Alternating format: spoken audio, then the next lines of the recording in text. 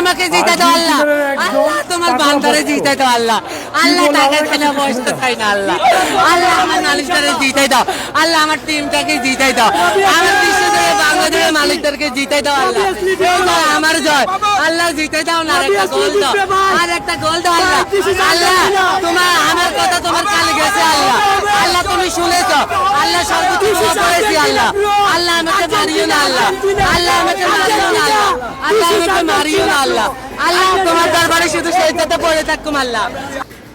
আমার মনে হয় না যে মানে লিওনেল মেসির জন্য যেরকম দোয়া করতেছে এবং ওর টিমের আর্জেন্টিনার জন্য যেরকম দোয়া করতেছে, তার মা বাবার জন্য এরকম দোয়া করছে কোনো সময়। আর তার মা বাবা বাজে থাকলে তারা নিয়ে পাবনা চিড়ে পাগলা আনার মধ্যে নিয়ে ভর্তি করা দেন, ঠিক আছে?